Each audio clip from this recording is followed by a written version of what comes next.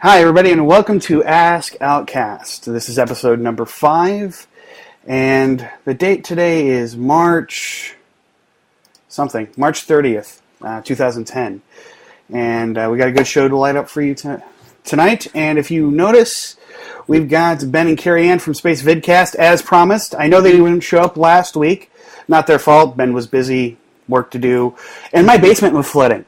So, it was... Oh, and we have the cat. What's the cat's name? This one's Victor. Hey, Victor. Hope you can add a few comments to the show.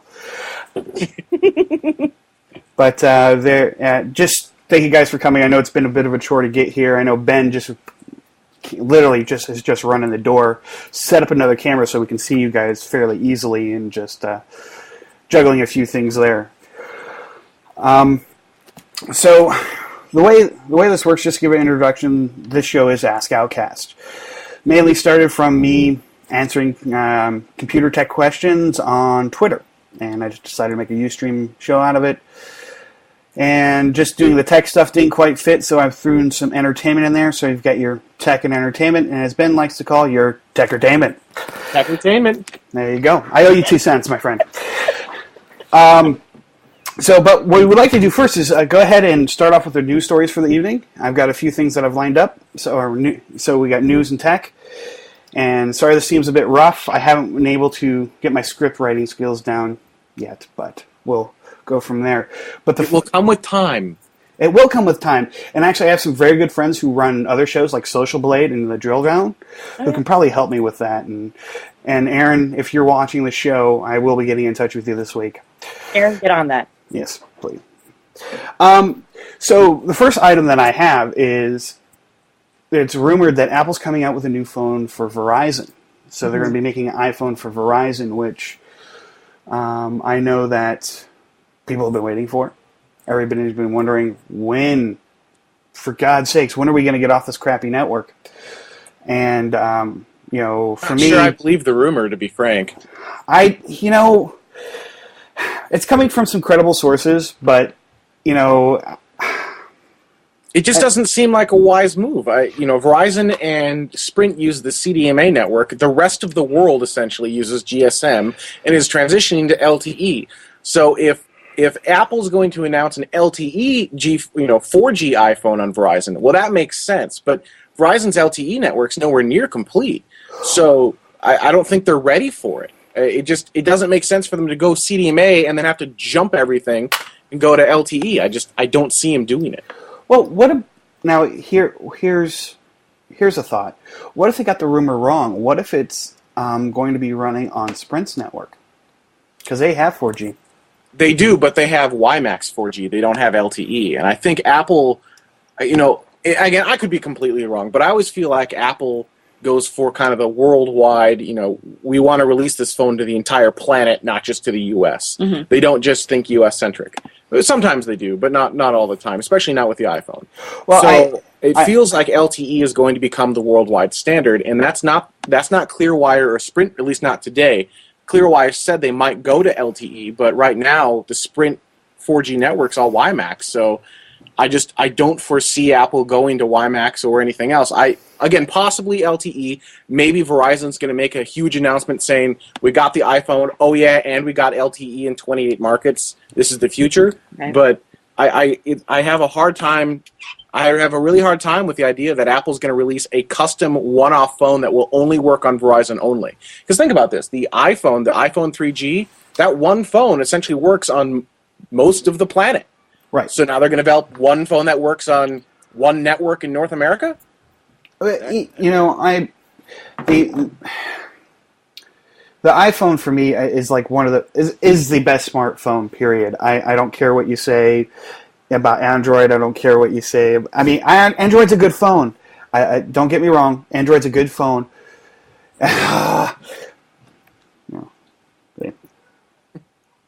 Yeah. She's got her iPhone. I got my Android phone. Yeah. But the thing is, look at market share. So, okay, Apple has a very small market share in PCs, and they make a better PC. The iPhone, to me, because it just works. There's things that you have to do to get sometimes get Android to work. I would argue that the iPhone doesn't just work. For me, I need to be able to jump between a show rundown and IRC. Can't do that on an iPhone. I can on my Android phone. There are a lot of things that don't just work on an iPhone. If you're doing, don't get me wrong, the iPhone is a good device. It's a great device, but it is not the end-all, be-all. And until Apple includes true multitasking in the iPhone, and by the way, Flash support's a big deal. And I know Apple is anti-Flash, and I hate Flash too. I absolutely abhor the technology. So the next time that you say, man, I miss this iPhone, I can quote you on that? Yeah, I go back and forth. I love the iPhone. It's not a bad device. Actually, you know what is great about the iPhone that Android, at least the Nexus 1, sucks at? Is the keyboard. The keyboard on the iPhone is amazing. The soft keyboard, it is the best soft keyboard on the face of the planet. I've never seen anything better.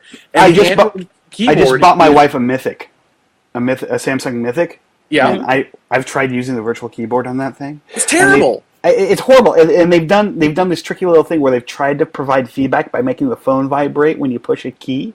Right. And it's just stupid. It vibrates out of your hand. It's like it's the stupidest thing ever. No, and Ergo, is that how I say it? Ergo. Ergo's right. Ergo. The soft keyboard isn't bad on the Nexus 1. The thing is, on the iPhone, it's amazing. On the Nexus 1, it's not bad. The biggest problem is, for those who don't know, there are these soft keys at the bottom, the back, the right-click, home, and search button. I find myself constantly accidentally hitting either home or right-click when I'm typing. Awesome. And I'm trying to... Yeah, and you're in the middle of something, all of a sudden, you go back to your home page, and then you say a choice word, and then you realize you're out in public. That's bad, right? And you're like, I know that guy. I saw him on the internet. Pretty much. Exactly. So, the Nexus 1 isn't bad, but the iPhone is stellar when it comes to the input. And it's difficult for me because basically the Nexus 1 kills the iPhone in almost every other comparison, with the exception of, so email on the Nexus 1 is better, the browser on the iPhone is better, the keyboard on the iPhone is better, and the speed of the iPhone is better. Just the overall snappiness, the thing that you can't really measure, just how you feel the phone, that's better on the iPhone. And that's, everything else is better on Android. And that's why I like, because I like the fact that I can just flip through stuff on my iPhone and it's just there and it pops. Now, I have made the mistake of, I did jailbreak my phone, okay? And some of that's gone away because I am able to run some applications in the background now. Right. And it's just, and my battery, I eat through a battery all day long. I literally, when I'm sitting at work, my phone's plugged into my laptop charging. Yeah, I unjailbroke my iPhone. Unjailbreaked? Bricked. You put it back in jail? I put it back in jail, basically. I just accepted the handcuffs. Yep, I did. For the iPhone, you have to really... If you take it out of context, that would sound wrong. Sorry. Yeah. So anyhow... But no, but it'll be interesting to see if the rumor is true, if the iPhone is coming to Verizon, and if it is, I think it'll kind of help turn the tide in regards to AT&T getting their network up to where it's supposed to be to keep customers. So where are you physically located? I'm in Massachusetts. Okay, well, so in Minnesota at least. Minnesota, you betcha. Oh, yeah? Oh, yeah. Oh, yeah. Oh, yeah, no. Oh, for sure. The AT&T network actually is not that bad. What's interesting is the experience that I have with AT&T versus the experience that one of my coworkers has with AT&T is vastly different. Yeah. I have a really great experience with AT&T, actually. And I don't really drop calls. And I have great data with the device on my iPhone. Yeah. I've got 3G coverage everywhere I go. And my experience is great. Of course, I am on mostly Wi-Fi wherever I am, but when I'm on the road, I leave Google Maps open. It follows me around. I figure out where I'm going with that.